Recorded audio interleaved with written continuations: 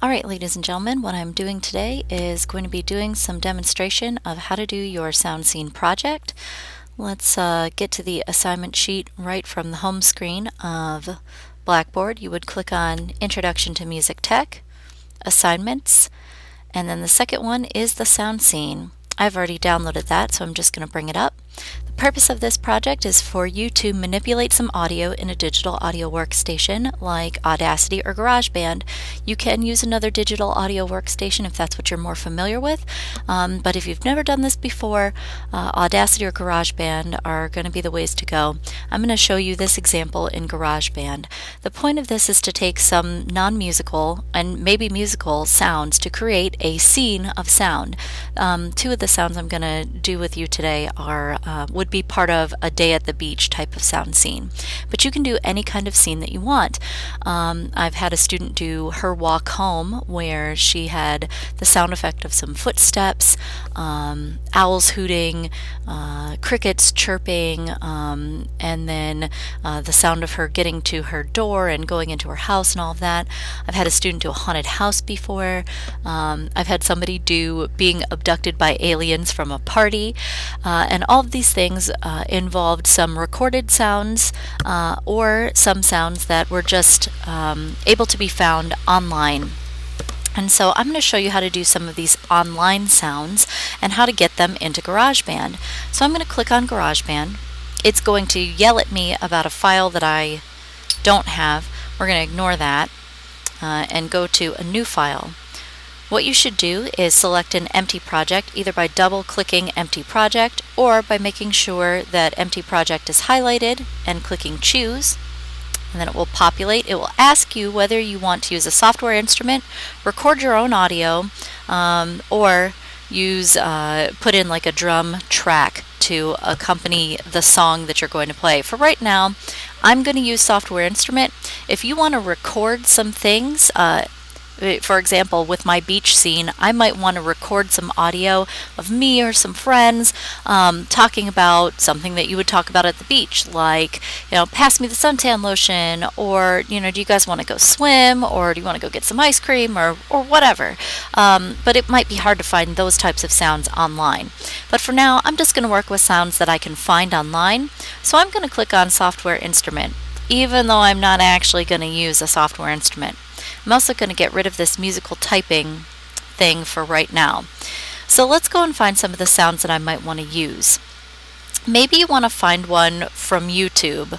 That's entirely possible. I know YouTube is for videos, but I found this nice, soothing, very calm wave file here.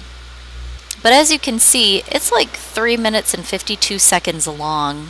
That's kind of long, and I don't actually even want to use the whole thing because it fades out after about 15 seconds or so. So all I want to use is those 15 seconds. There are a couple of websites you can go to. One of them, YouTube and MP3 is one of them. I can go to this URL from YouTube, copy it, and paste it, and download the MP3.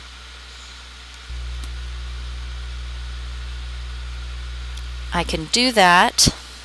You have a couple of different ways to do it. I've actually already done this, but what I'm going to do is go back to GarageBand, and I've got my calming waves. I'm going to grab it, and you'll see the little plus. You can't put it into this piano track. It gets really mad about that. It doesn't want you to do that. So I'm going to drag it in here where the green plus is, and I'm going to do it right from the beginning. There we go. There are my ocean waves. And I can listen to what that sounds like by, here's where the playhead is. It's at the very beginning. So I'm going to click play.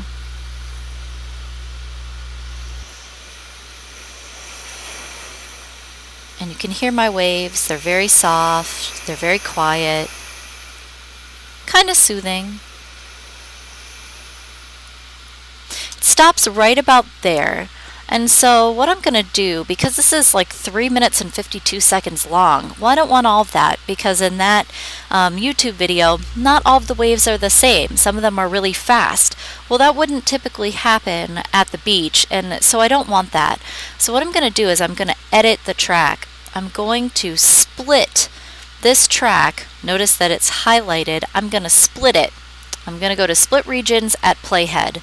The playhead is this little deal right here, and so I'm going to split the track right there, because that's the part that I want. Now this is the stuff I don't want. Notice that it's highlighted. I don't want this stuff, so I'm going to actually delete all of this. See if I can do it here. Oh! I deleted more than one. That's why Command Z is your friend. So there we go. I had click delete on it. Now everything else is gone. All I have is the stuff that I want. That's what I want.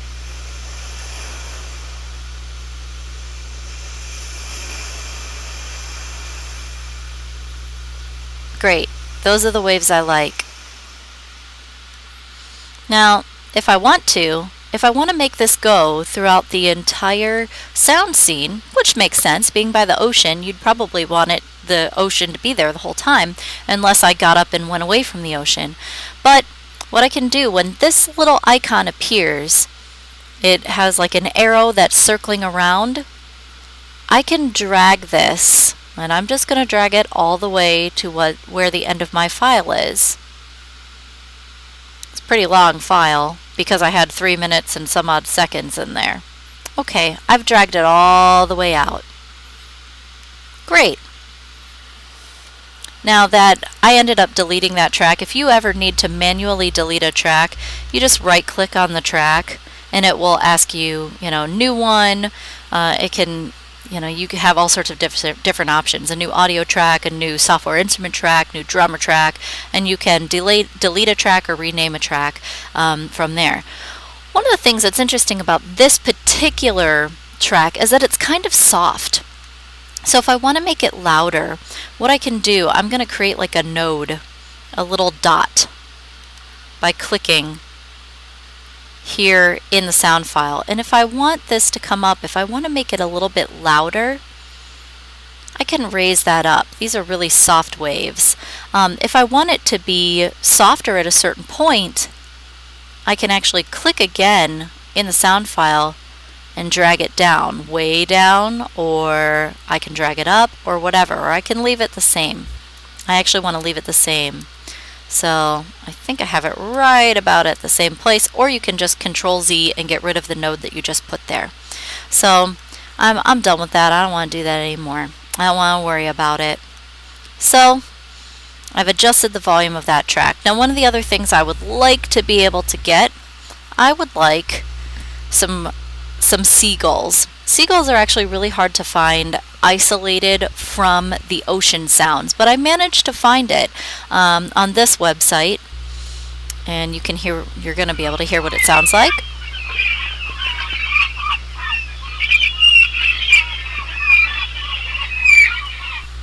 I can't actually hear the ocean in that, and that's good because I don't want one ocean sound and another ocean sound to be competing. So I want to download that. I'm going to do that. It's a WAV file, and we're going to see something interesting happen. I'm doing this because this might happen to you. So let me find my seagulls here. My seagulls wave. I'm going to try and drag it in. And it is angry at me because I have downloaded an 8-bit WAV file, and this version of it just is not happy with that. Well, so what do? I've found the perfect seagull sounds, and I can't find it anywhere else. I'm actually going to go to Audacity and fix it. So let me show you what I'm going to do. I'm going to go to Audacity, click OK, and I'm going to open the file. I'm going to open that 8-bit WAV file. It's in my downloads. It knows what I'm doing. So let's go to Seagulls Wave. It's an 8-bit WAV file. I'm going to open it up. You can make a copy, whatever. This is, well, yeah, make the copy. It's fine. Alright, so here are my seagulls. Whee! But I don't want the 8-bit audio, what I want to export it, and I want to export it as an MP3. So I've actually done this before, it's why it knows what I want to do. I could do it as a 16-bit wave if I wanted to. I could even do it as an Apple, it's a specific Apple format, but I'm going to do it as an MP3. And so I'm going to put it back into the downloads file. I'll call it Seagulls MP3, and then I'm going to click Save. It's telling me that it already exists because I've done this before. So I'm going to click Yes to replace it. That normally won't ask you that, but there we go. So now I have Seagulls MP3. I have it as an MP3 file. I don't want to save this. I'm just going to keep rolling on. So I'm going to go back to Downloads, and let me find my Seagulls MP3. I'm going to click on it. I don't want to drag it in here because it's part of the same, I don't want it in the same track as my Calming Ocean Waves. I want to drag it into a new track. So I've got my little green plus. I'm going to drop it in.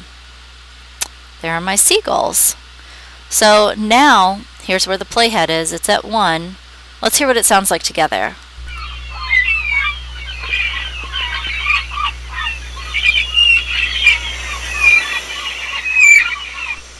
I don't know about you, but those are they're really, really loud seagulls that I kind of want to bring them down a little bit. Not their emotional state, but I want to bring the sound of the seagulls down. So I'm going to click on this little area up in the top again, and I want to control the volume. That's what I want to do. So I'm going to click on it. I'm going to click to create a node, and I just want to drag this whole track down a little bit. I want these seagulls to be a little quieter. So let's see what that does. Let's go back, drag the playhead back to the beginning, and then click play.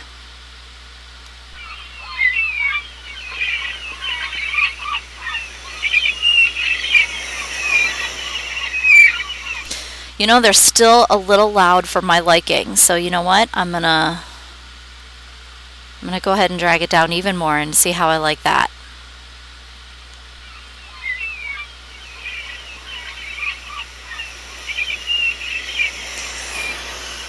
That's a little better. That's a little more to my liking.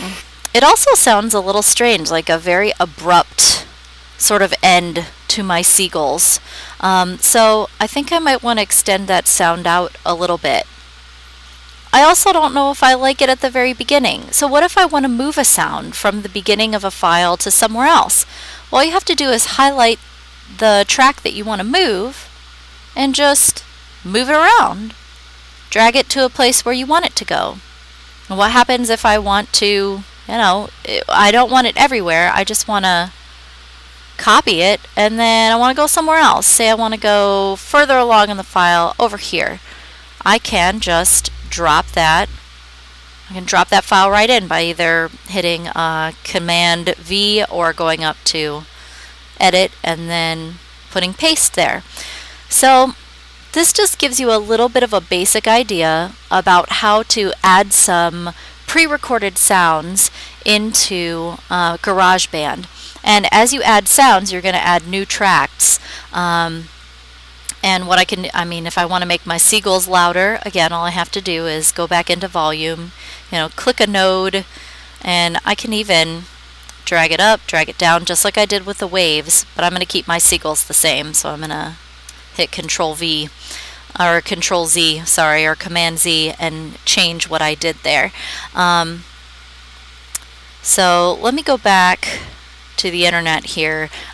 This YouTubeandmp3.com site will help you to download some things from YouTube. Another site that is having a little bit of trouble right now, it's just down at the moment, but it is a good, reliable site that doesn't give you a virus, is called clipconverter.cc. I really like this site, and the reason that I like it a lot when it's working, which apparently it isn't today, is that you can actually edit what part of the YouTube video you want to use beforehand, instead of doing it in GarageBand like we did here. I mean, it's okay to be able to do it here. I can do it here, but I like to do it before I download it because I'm lazy. So all you do for this one is, again, that's seagulls. I don't want that. Say I want that calming ocean waves again. Oh, good golly. Hold on. There we go. All right. Got my YouTube URL. I'm going to copy it, paste it. It checks the URL and it's like, hey, let's just make sure that's the video that you want. And I'm like, oh yeah, that's the one. I want it to be an MP3 and I want to only do 16 seconds of those waves. And I selected MP3 instead of any of this other stuff. And then you click start and it does the conversion and then it will say, oh hey, it's all done, and it'll let you download it. Now, as I said, right now this is not working. I'm kind of bummed out about that. But oh well. Typically it is very reliable. If it happens to work for you, great, good, wonderful. Another thing, if you have a YouTube downloader or a YouTube ripper, that's another way to do some of these things. I have a YouTube downloader that I like to use, but it is a piece of software on my computer. So if you have something like that, those are great too. If you want to do a YouTube video. But again, you can just search for sounds. If I want, I don't know, I'm trying to think of something like a lifeguard whistle. How about let's go with lifeguard whistle sound. There are a bunch from YouTube, obviously. Lifeguard whistle sounds. You hope you get one that's free. Some of these sites are not free. You might have to do some checking around and say, oh, hold on a second. Let's see what this one sounds like.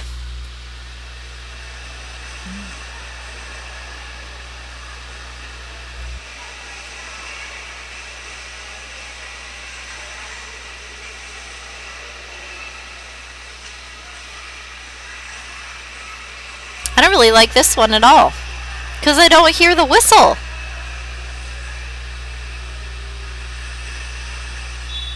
Oh, there it is. I was gonna say, goodness. That took forever to get to it. So, I don't know if I'd use that one. So I'd probably go back to the internet and say, let's find something else. See if there's anything else I can find. Short whistle. Well, that one's not so bad, so I could download that one. Again, remember, this site was giving me like 8-bit audio, so I might have to convert it with Audacity like I showed you how to do. So, you know, that's where I would sometimes go to find the sound effects that I'm looking for. So that would help me build my sound scene. Let's go back to the document that shows you. Where is it? Let's go back over here. What you need to do. So the things that you can do to try and shape your sound scene, remember that you should use a separate track for each sound, but the things you want to do is to maybe increase or decrease the number of elements at a different time, delay some entrances like I did with my seagulls. I moved them to a different part of the track. You can change it from beats to the time clock. Like I've got mine in beats and musical time right now. You don't have to keep yours in musical time.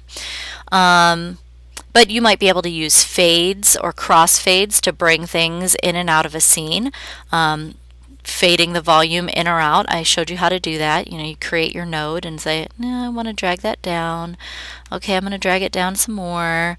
I'm going to drag it down again, you know, to make my seagulls soft or loud or whatever. So let's actually play that to hear what that sounds like.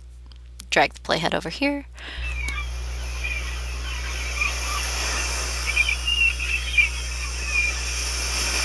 They get softer and softer like they're floating away. But I'll tell you what, that ocean kind of got in my way there. So if I don't want to listen to the ocean, I just want to focus on the seagulls, I can actually click on muting this track. So it won't play the waves.